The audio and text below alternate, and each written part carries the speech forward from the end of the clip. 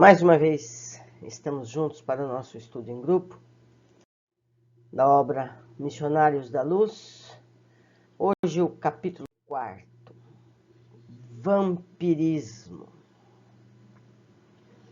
A sessão de desenvolvimento mediúnico, segundo deduzida a palestra entre os amigos encarnados, fora muito escassa em realizações para eles. Todavia, não se verificava o mesmo em nosso ambiente, onde se podia ver enorme satisfação em todas as fisionomias, a começar de Alexandre, que se mostrava jubiloso. Os trabalhos haviam tomado mais de 2 horas, e com efeito, embora me conservasse retraído, ponderando os ensinamentos da noite, minúcia a minúcia, observei o esforço intenso despedido pelos servidores da nossa esfera. Muitos deles, em grande número, não somente assistiam os companheiros terrestres, senão também atendiam às longas filas de entidades sofredoras de nosso plano, do plano espiritual. Alexandre, um instrutor devotado, movimentava-se de 1000 modos, e tocando a tecla que mais me impressionara no círculo de observações do nobre concerto de serviços, acentuou satisfeito em se aproximando de mim. Graças ao Senhor, tivemos uma noite feliz, muito trabalho contra o vampirismo. Oh, era o vampirismo a tese que me preocupava. Via os mais estranhos bacilos de natureza psíquica, completamente desconhecidos da microbiologia mais avançada. Não guardavam a forma esférica das cocáceas, nem o tipo de bastonete das bactérias diversas. Entretanto, formavam também colônias densas e terríveis. Reconhecera-lhe o ataque aos elementos vitais do corpo físico, atuando com maior potencial destrutivo sobre as células mais delicadas. O que significava aquele mundo novo? Que agentes seriam aqueles caracterizados por indefinível e pernicioso poder? Estariam todos os homens sujeitos à sua influenciação?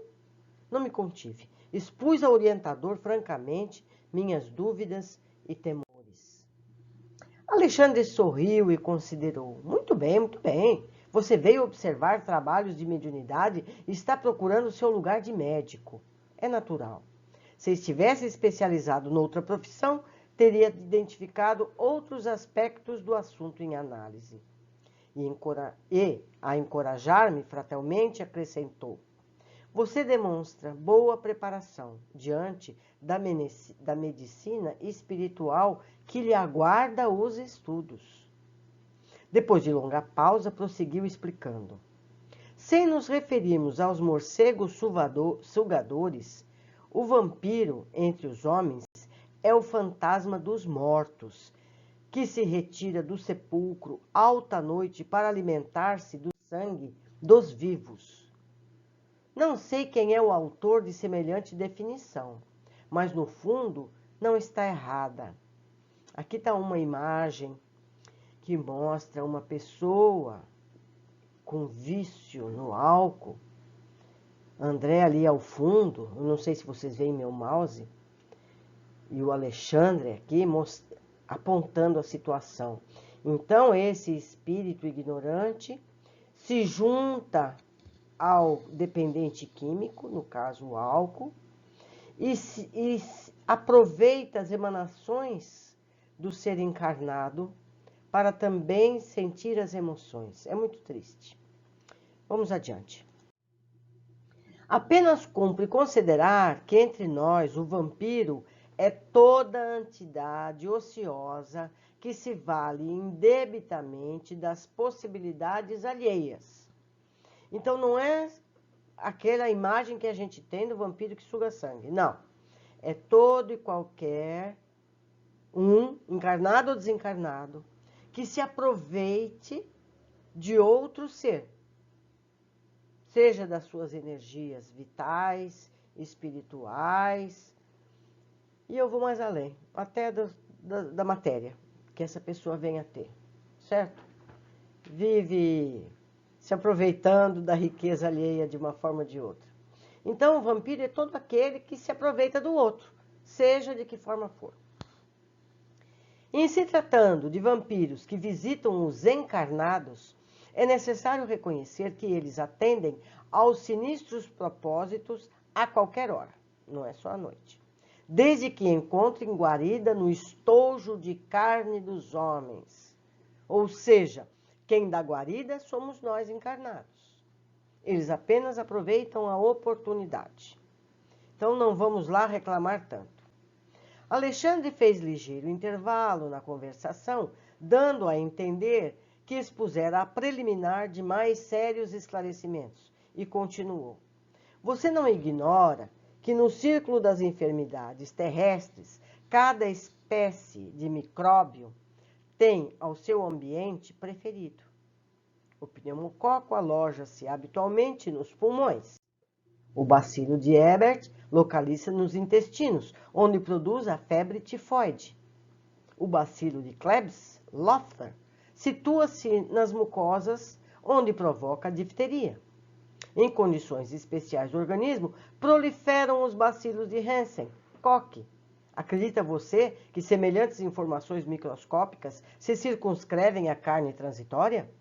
Não sabe que o macrocosmo está repleto de surpresas em suas formas variadas? No campo infinitesimal, as revelações obedecem à mesma ordem surpreendente. André, meu amigo, as doenças psíquicas são muito mais deploráveis. A patogênese da alma está dividida em quadros dolorosos. A cólera, a intemperança, os desvairios do sexo, as viciações de vários matizes, formam criações inferiores que afetam profundamente a vida íntima. Quase sempre, o corpo doente assinala a mente enfermiça. A organização fisiológica, segundo conhecemos no campo de cogitações terrestres, não vai além do vaso de barro. Dentro do molde preexiste um corpo espiritual. Atingindo o molde em sua estrutura, pelos golpes das vibrações inferiores, o vaso refletirá imediatamente. Compreendi onde o instrutor desejava chegar. Entretanto, as suas considerações relativas às novas expressões microbianas davam ensejo a certas indagações. Como encarar o problema das formações iniciais? E enquadrava-se a afecção psíquica no mesmo quadro sintomatológico que conhecera até então para as enfermidades orgânicas em geral? Haveria contágio de moléstias da alma? Seria razoável que assim fosse na esfera onde os fenômenos patológicos da carne não mais deveriam existir? Afirmava Virchow que o corpo humano é um país celular, onde cada célula é um cidadão, constituindo a doença um atrito dos cidadãos, provocado pela invasão de elementos externos.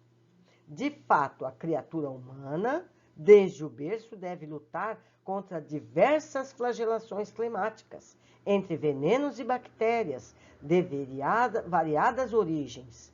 Como explicar agora o quadro novo que me defrontava os escassos conhecimentos? Não suptei a curiosidade. Recorrendo à admirável experiência de Alexandre, perguntei: ouça, meu amigo, como se verificam os processos mórbidos de ascendência psíquica? Não resulta a afecção do assédio de forças exteriores?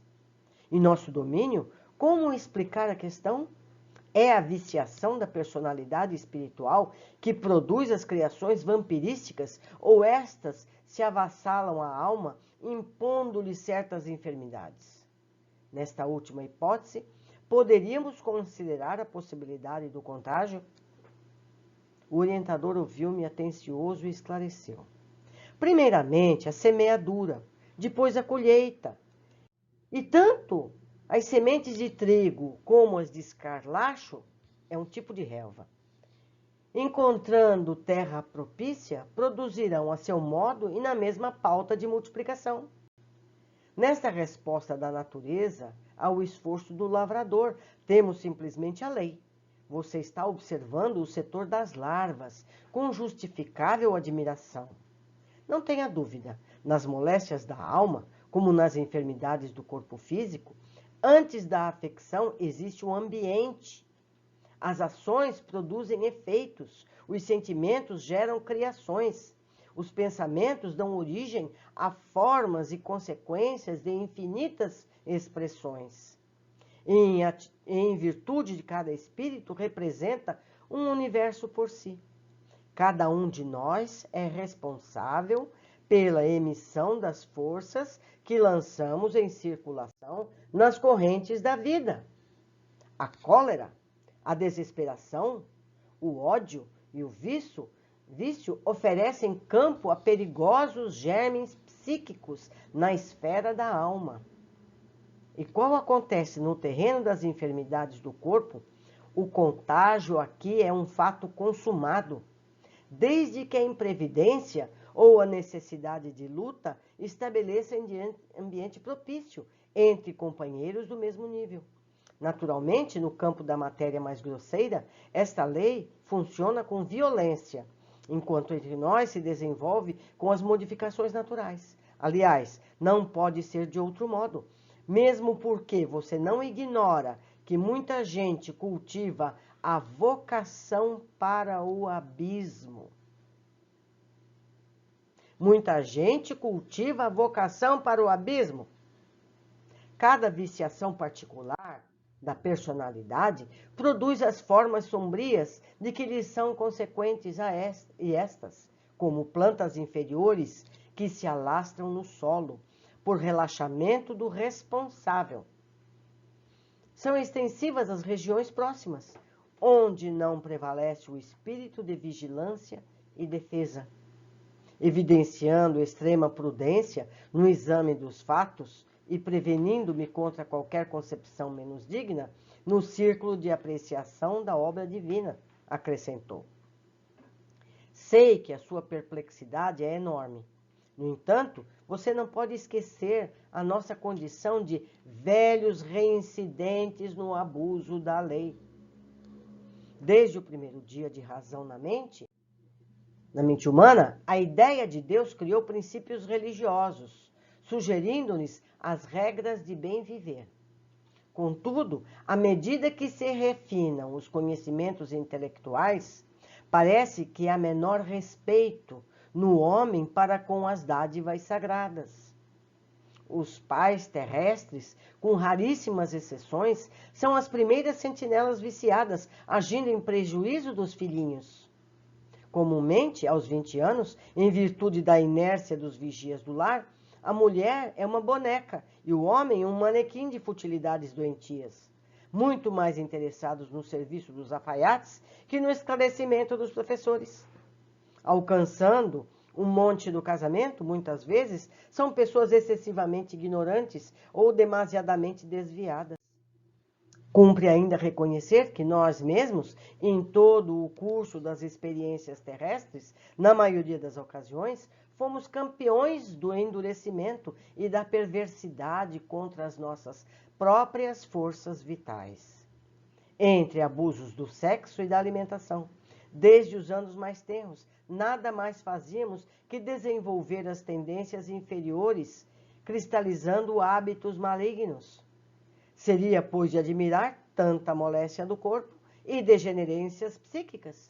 O plano superior jamais nega recursos aos necessitados de toda a ordem e, valendo-se dos mínimos ensejos, auxilia os irmãos de humanidade nas restaurações de seus patrimônios, e seja cooperando com a natureza ou inspirando a descoberta de novas fontes medicamentosas e reparadoras.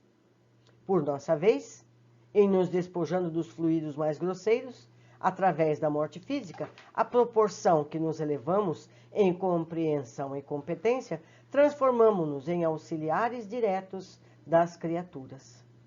Apesar disso, porém, o cipoal da ignorância é ainda muito espesso, e o vampirismo mantém considerável expressão, porque se o Pai é sumamente misericordioso, é também infinitamente justo. Ninguém lhe confundirá os desígnios, e a morte do corpo, quase sempre, surpreende a alma em terrível condição parasitária. Deste modo, a promiscuidade entre os encarnados, indiferentes à lei divina, e os desencarnados, que a ela têm sido indiferentes, é muito grande na crosta terrestre. Absolutamente sem preparo e tendo vivido muito mais de sensações animalizadas do que sentimentos e pensamentos puros, as criaturas humanas, além do túmulo, além de muitíssimos casos, prosseguem imantadas aos ambientes domésticos que lhes alimentam o campo emocional. Dolorosa ignorância prende-lhes o coração, repletos de particularismos, encarceradas no magnetismo terrestre, enganando a si próprias, fortificando suas antigas ilusões. Aos infelizes que caíram em semelhante condição de parasitismo, as larvas que você observou servem de alimento habitual. Deus meu! Exclamei sobre forte espanto. Alexandre, porém, acrescentou: semelhantes larvas são portadoras de vigoroso magnetismo animal. Observando, talvez, que muitas e torturantes indagações se me entrechocavam o cérebro, o instrutor considerou, naturalmente, que a fauna microbiana, em análise, não servirá em prantos, não será servida em pratos. Vou ler o parágrafo outra vez. Naturalmente, que a fauna microbiana, em análise, não será servida em pratos. Bastará ao desencarnado agarrar-se aos companheiros de ignorância ainda encarnados, qual erva daninha aos galhos das árvores, sugar-lhes a substância vital, como nós vimos na imagem. A mesma coisa, esse vampiro, entre aspas, suga o alcoólico como suga também aquele que come, aquele que fuma. Todos nós, até mesmo no sexo. Muitas pessoas têm companhias que nem imaginam junto aos seus momentos. Não se conseguiria dissimular o assombro que me dominava. Por que tamanha estranheza? Perguntou o cuidadoso orientador. E nós outros, quando nas esferas da carne, nossas mesas não se mantinham à custa das vísceras dos touros e das aves? Não é? Quantos de nós não se alimenta dos despojos de vítimas mortas de carne? Parece agora brutal, mas é verdade. A pretexto de buscar recursos proteicos, exterminávamos frangos, carneiros, leitões, cabritos incontáveis. Sugávamos os tecidos musculares, ruímos e os ossos. Não contentes em matar os pobres seres que nos pediam roteiros de progresso e valores educativos para melhor atenderem à obra do Pai, dilatávamos os requintes da exploração milenária e afligíamos a muito deles determinadas moléstias para que nos servissem ao paladar, com máxima evidência. Aqui ele está se referindo àqueles que dão gordura aos gansos para fazer o patê com os fígados deles, o patê de foie gras, que é feito com fígado gorduroso dos gansos. O suíno comum era localizado por nós em regime de ceva, e o pobre animal, muitas vezes à custa de resíduos, devia criar para o nosso uso certas reservas de gordura. Não é verdade? Até que se prostrasse de todo ao peso das banhas doentias e abundantes. Eu cheguei a ver isso. Aqui ele falando do ganso, ó. Colocávamos gansos nas engordadeiras para que se hipertrofiassem o fígado, de modo a obtermos pastas substanciosas destinadas a quitutes que ficavam famosos, despreocupados das falhas cometidas com a suposta vantagem de enriquecer os valores culinários. Que triste visto dessa forma, não é? Em nada nos doía o quadro comovente das vacas mães em direção aos matadouros, para que as nossas panelas transpirassem agradavelmente. Encarecíamos com toda a responsabilidade da ciência a necessidade de proteínas e gorduras diversas, mas esquecíamos de que nossa inteligência, tão fértil na descoberta de comunidades de conforto, teria recursos de encontrar novos elementos e meios de incentivar os suprimentos proteicos ao organismo. sem recorrer às indústrias da morte. Esquecíamos-nos de que o aumento dos laticínios para o enriquecimento da alimentação constitui elevada tarefa, porque tempos virão para a humanidade terrestre que o estábulo como lar será também sagrado. Fazendo um parêntese, os seres humanos podem se alimentar de leite, derivados e ovos, sem precisar matar nenhum animal. Esses animais podem ser bem tratados, terem ambientes sadios para viverem e servirem à humanidade com os seus produtos sem ser precisa a violência da morte. Não é? Dia virá, dia virá. Contudo, meu amigo, propus-me considerar a ideia de que muita gente na Terra vive à mercê de vampiros invisíveis é francamente desagradável e inquietante. Nós somos vampiros desses pobres animais. E a proteção nas esferas mais altas e o amparo das entidades angélicas e amorosas, defesa dos nossos superiores? André, meu caro, falou Alexandre benevolente, devemos afirmar a verdade, embora contra nós mesmos. Em todos os setores da criação, Deus, nosso Pai, colocou os superiores e os inferiores para o trabalho de evolução, através da colaboração e do amor, da administração e da obediência. Atrever-nos-íamos a declarar, porventura, que fomos bons para os seres que nos eram inferiores? Não lhes devastávamos a vida, personificando diabólicas figuras em seus caminhos? Claro que não desejamos criar um princípio de falsa proteção aos irracionais, obrigados, como nós outros, a cooperar com a melhor parte das suas forças e possibilidades no engrandecimento da harmonia da vida. Nem sugerimos a perigosa conservação dos elementos reconhecidamente daninhos. Todavia, devemos esclarecer que, no capítulo da indiferença para com a sorte dos animais, da qual participamos no quadro das atividades humanas, nenhum de nós poderia, em sã consciência, atirar a primeira pedra.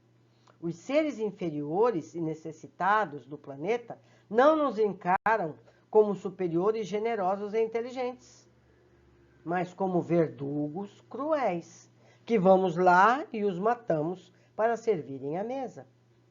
Confiam na tempestade furiosa que perturbam as forças da natureza, mas fogem desesperados à aproximação do homem de qualquer condição, excetuando-se os animais domésticos, que por confiar em nossas palavras e atitudes, aceitam o cutelo do matadouro, quase sempre com lágrimas de aflição, incapazes de discernir com raciocínio embrionário onde começa a nossa perversidade e onde termina a nossa cooperação. Está sendo duro, mas verdadeiro. Se não protegemos nem educamos aqueles que o Pai nos confiou, como germens frágeis de racionalidade nos vasos do instinto, se abusamos largamente da sua incapacidade de defesa e conservação, como exigir o amparo da superioridade dos superiores benevolentes e sábios, cujas instruções mais simples são para nós difíceis de suportar pela nossa lastimável condição de infratores da lei de auxílios mútuos? Não é verdade? A gente pede ajuda dos espíritos superiores. E, por outro lado, nós fazemos o que fazemos com relação aos seres inferiores que estão sob nossa guarda, os animais dos quais nós cuidamos e depois matamos para servir a nossa mesa. Não é assim? Na qualidade de médico, você não pode ignorar que o embriologista, contemplando o feto humano em seus primeiros dias, à distância do veículo natural, não poderá afirmar com certeza se tem sobre os olhos o germe de um homem ou de um cavalo, porque é igual, muito parecido. O fetozinho pequenininho, ele parece um bichinho, mas já é um ser humano. O médico legista encontra dificuldade para determinar se a mancha de sangue encontrada eventualmente provém de um homem ou de um cão ou de um macaco. O animal possui igualmente o seu sistema endocrínico, suas reservas de hormônios, seus processos particulares de reprodução em cada espécie, e por isso mesmo tem sido auxiliar precioso e fiel da ciência, na descoberta dos mais eficientes serviços de cura das moléstias humanas, colaborando ativamente na defesa da civilização. Entretanto, atualmente é que a gente vê movimentos de pessoas que não querem que medicamentos, que cosméticos sejam usados experimentando em animais. Até quando foi escrito esse livro, isso era rotina. Interromper a sua instrutora e, considerando a gravidade do assunto, perguntei com emoção: como solucionar tão dolorosos problemas? Os problemas são nossos, esclareceu o generoso amigo tranquilamente. Não nos cabe condenar a ninguém, abandonando as faixas de nosso primitivismo. Devemos acordar a própria consciência para a responsabilidade coletiva. A missão do superior é a de amparar o inferior e educá-lo. E os nossos abusos para com a natureza estão cristalizados em todos os países há muitos séculos. Não podemos renovar os sistemas econômicos dos povos de um momento para outro, nem substituir os hábitos arraigados e viciosos da alimentação imprópria de maneira repentina. Refletem eles, igualmente, nossos erros multimilenares. Mas, na qualidade de filhos endividados para com Deus e a natureza, devemos prosseguir no trabalho educativo, acordando os companheiros encarnados, mais experientes e esclarecidos, para a nova era em que os homens cultivarão o solo da terra com amor, utilizar-se-ão dos animais com espírito de respeito, educação e entendimento. Depois de ligeiro intervalo, o instrutor observou: semelhante realização é de importância essencial na vida humana, porque sem amor para com os nossos inferiores, não podemos aguardar a proteção dos superiores. Sem respeito para com os outros, não devemos esperar o respeito alheio. Se temos sido vampiros insaciáveis dos seres frágeis que nos cercam, entre as formas terrenas, abusando de nosso poder racional ante a fraqueza da inteligência deles, não é demais que, por força da animalidade, que conserva desveladamente, venha a cair a maioria das criaturas em situações enfermiças, pelo vampirismo das entidades que lhes são afins na esfera invisível. Os esclarecimentos de Alexandre, ministrados sem presunção e sem críticas, penetravam-me fundo. Algo de novo despertava-me o ser. Era o espírito de veneração por todas as coisas, o reconhecimento efetivo do paternal poder do Senhor do Universo. O delicado orientador interrompeu-me o transporte de íntima adoração ao Pai, acentuando: segundo observa, o legítimo desenvolvimento mediúnico é problema de ascensão espiritual dos candidatos às percepções sublimes. Entretanto, André, não importa que os nossos amigos, ansiosos pelos altos valores psíquicos, tenham vindo até aqui sem a devida preparação.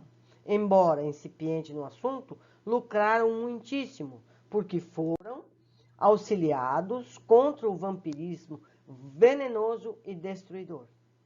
Surpreendeu-se você com as larvas que lhes avassalam as energias espirituais. Agora verá as entidades exploradoras que permanecem fora do recinto, esperando-lhe o regresso.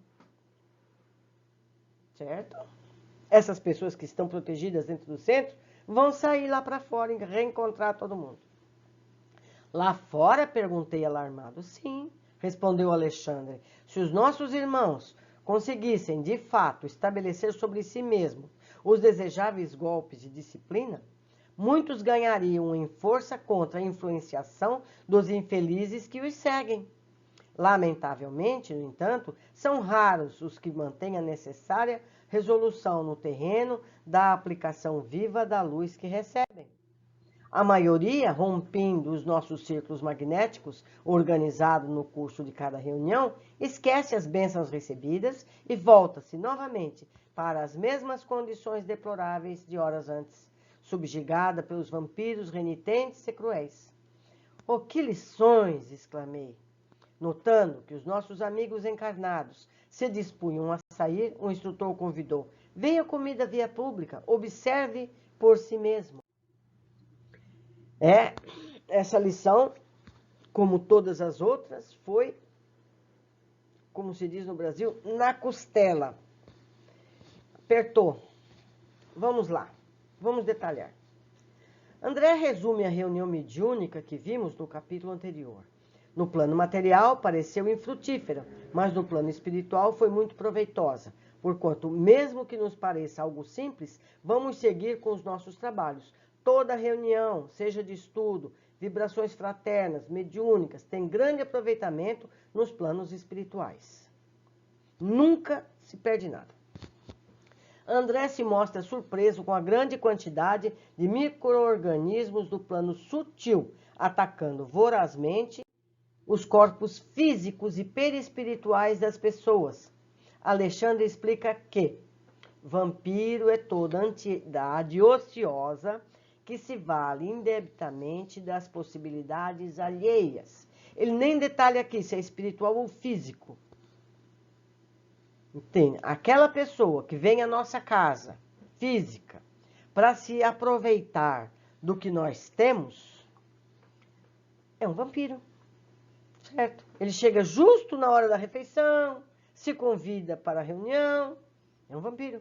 Assim como aquele espiritual, que também vem fazer refeição conosco, vem tomar a bebida alcoólica e outros que tais, que não cabe novamente detalhar. Alexandre explica que vaso de barro dentro do molde pré-existente do corpo espiritual, atingindo o molde em sua estrutura pelos golpes das vibrações inferiores, o vaso refletirá imediatamente. Ou seja, o que atinge o corpo físico, atinge o perispírito. O que atinge o perispírito vai atingir o corpo físico. Estamos entrelaçados. Nós, corpo físico e corpo espiritual. Entendemos que esses micro-organismos que proliferam no campo perispiritual, em breve tempo atingem também o corpo físico. Nossos males físicos, mesmo os que são provocados por vírus e bactérias do mundo real, do mundo material, que todo mundo é real, são resultado de nossa saúde perispiritual. E a saúde perispiritual, aprendemos aqui, depende de nossos pensamentos e atitudes atuais ou de vidas anteriores. Porque tudo que nós vivemos nas centenas de milhares de vidas está gravado no nosso perispírito. Nós carregamos todas as nossas vidas, todos os nossos vícios, todas as nossas tendências. Cabe a cada um de nós ir retirando paulatinamente cada uma delas, limpando gradualmente à medida que formos sendo capazes. André se surpreende com tantas descobertas e criva Alexandre de questões, e este responde com, primeiro a semeadura, depois a colheita. Ou seja, são nossas escolhas, seja em pensamentos ou atitudes, que nos abrem as portas, seja para a saúde ou para a doença, felicidade ou infelicidade. Sempre lembrando-nos que temos uma vida, alternadas em tempos em matéria e fora da matéria. Nossa semeadura é milenar. Alexandre detalha as fontes de nossos males, por ser extensa, abordamos durante a leitura, não é? 6. Vemos que o parasitismo não se limita às criações anteriormente descritas. As simpatias vibratórias entre espíritos encarnados e desencarnados faz com que seres de idênticos interesses se aproximam e se unam simbioticamente, e o desencarnado se aproveita das viciações do encarnado e, por sua vez, este aceita as sugestões das viciações. Então, somos nós que atraímos esse, entre aspas, vampiro. Então, nós não podemos nos queixar deles, porque nós que convidamos para entrar. são nossos vícios que os atraem. E assim eles entram e se estabelecem. Então, aquela pessoa que acha que vai a um centro espírita, vai receber um passe, vai passar por um tratamento de desobsessão, que ele está livre, ele não está. Porque assim que ele sai do centro espírita, se ele se mantém com os mesmos pensamentos e atitudes, ele vai reatrair o mesmo espírito ou um outro novo. Então, depende de cada um de nós a companhia que temos. Passa a ser fácil, não é? A solução é muito fácil. Difícil é o exercício dela. Alexandre detalha a falta de sensibilidade desta sociedade que sacrifica animais das mais variadas formas para o consumo de proteína e esclarece que o consumo de leite e derivados pode ser uma fonte preciosa de proteína e exalta que os estábulos serão um dia sagrados quanto aos lares, certo? Será um lugar onde a gente colhe o nosso alimento, com todo respeito e dedicação a esses animais. Concluímos ainda que a aproximação dos animais domésticos com os humanos, sejam os de companhia ou os que produzem proteínas, ajudam a acelerar a evolução desses animais. Percebemos? Então, quando você tem um animalzinho doméstico, seja uma galinha, um cachorro, um gato, uma vaca, o que for, o contato com o ser humano faz com que a evolução desse animal se acelere. É uma contribuição que a gente deve dar com amor. Diz ainda Alexandre, Deus, nosso Pai, colocou os superiores e os inferiores para o trabalho de evolução, através da colaboração e do amor, da administração e da obediência. Ou seja, a convivência entre os seres das mais variadas faixas vibratórias nos estimula a crescer. O amor, fraternidade, benevolência, indulgência, perdão podem assim ser exercitados. Como podemos pedir aos espíritos superiores que tenham piedade e misericórdia quando nós mesmos não costumamos ter essa benevolência para com os animais? Não é? Meus amigos, à medida que nós vamos avançando nas obras de André Luiz e em cada capítulo, nós vamos nos aprofundando cada vez mais. A tendência é que essas lições fiquem cada vez mais complexas, mais profundas. Então, nós precisamos aprimorar o nosso interesse e o nosso entendimento para poder observar o máximo possível. Conto com vocês para me ajudarem nessa tarefa com seus comentários. Um abraço a todos e até breve.